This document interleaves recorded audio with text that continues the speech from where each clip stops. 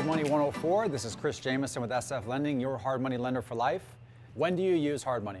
Typically, there's two scenarios where you use hard money. One, when you need to close fast, or two, when the house needs repairs. So when you need to close fast, you can use hard money to make stronger offers, right? Like I've said before, you can have a shorter time period. If you're making a contract on a listed property through the MLS or directly with the home buyer, you can close in 5 to 7 days. If you've developed a good relationship with your hard money lender, you could probably close a little bit faster as long as you have all your ducks in a row.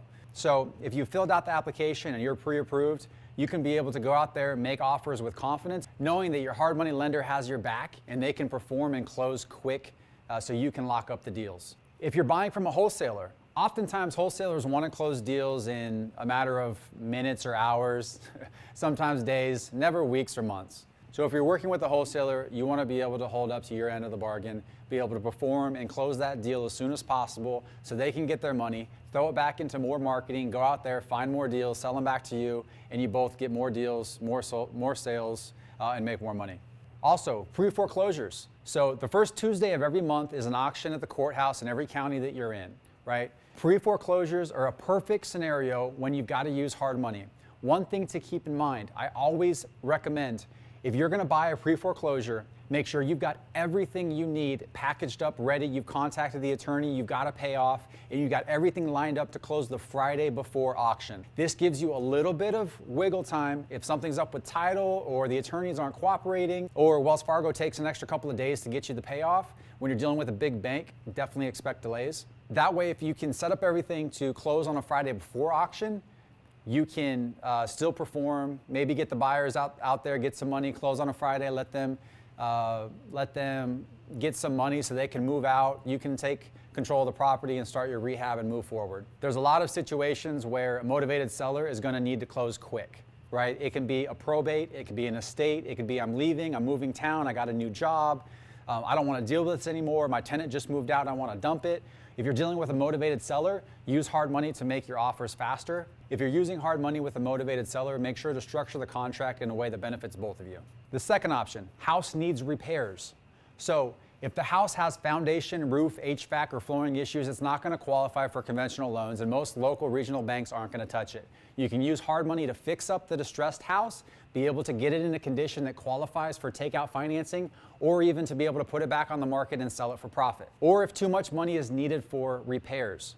So if you've got a large rehab, 60, 70, 80, 100, $200,000, whatever it is, whatever's too much for you, and you don't have the ability to come up with the rehab money, but you have the money to come up with a purchase, go ahead, lock the deal up. You can close on the purchase, cash if you have it. Then you can use a refinance into a hard money loan to be able to pull out the rehab portion if you don't have enough cash to do so. If there's too much money needed for rehab, you can borrow hard money if you don't have the capital to cover both. So you can borrow both the purchase and the rehab to be able to get through a deal, minimizing your out-of-pocket. Lastly, if you want to borrow just the rehab money, you've got the cash to close the property, tie it up, and you can close with your own money the purchase price. Go ahead, lock it up. You can do a refinance into hard money to pull money out and do the rehab. So two other strategies, right? You can use hard money when you want to build a rental portfolio really fast, or you want to flip multiple houses at once. Building rental portfolios, you can have a quicker acquisition timeline so you can close on the properties faster, and you can typically buy 3 to 4 houses at once. If you have the cash to do so and qualify by other means, you can refinance 3 to 4 houses conventional at the same time. So you can buy 3, 4 houses, fix them up, leverage other people's money, the hard money lenders, to be able to minimize your out-of-pocket, buy 4 deals at once, refinance them all at the same time, right? So you don't have to cover different DTI ratios and whatnot. They're all 4 rented, rehab at the same time. Close all those refinances at once. You've got 4 rental properties cash flowing right away, as opposed to waiting and doing one, buying one cash, waiting 6 months, then pulling your money back out, doing either a delayed financing or even just a cash out refinance, because there's no seasoning requirement with a hard money loan. Again, remember, it's structured as a rate term refinance. This means that all you're doing is changing the rate and term of your existing loan. It's a lot less risky on the secondary market, like I said before, so you're gonna get better rate and pricing than doing a delayed financing or a cash out refinance after waiting 6 months to fulfill that seasoning requirement. Flipping multiple houses at once.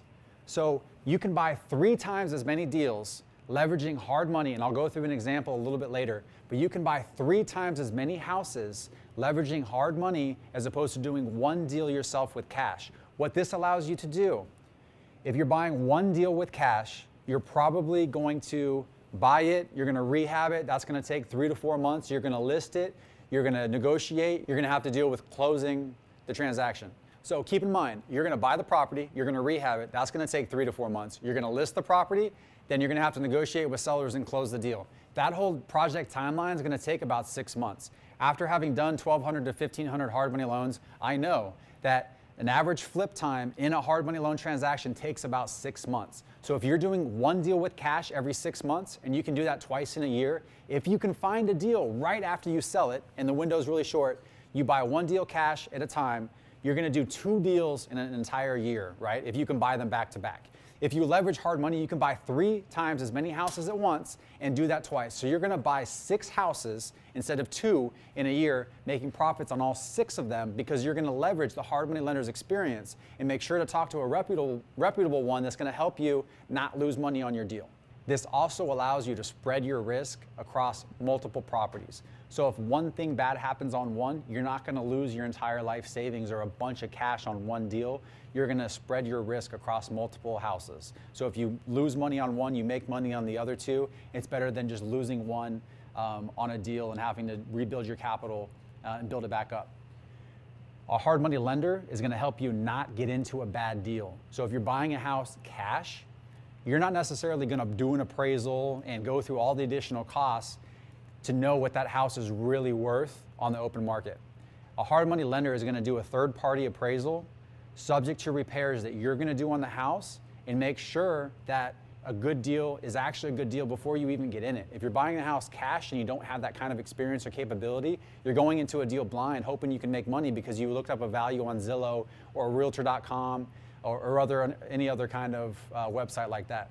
So one thing you can do prior to submitting everything over to a hard money lender, if you're looking at a deal that you're interested in but you haven't committed to, you can use tools like Propelio. So go ahead and run comps. If you don't have MLS access, go on there, put in all your information of the subject property, bedroom, bathroom count, address, pull comps, do a radius search, find out true comparable sales. That way you have a good idea of knowing what the house is worth, ballpark, before going to your lender, so you don't waste their time sending them a bunch of deals to analyze, because then you're going to fall to the bottom of their priority list if you're just sending deals that you're not going to perform on.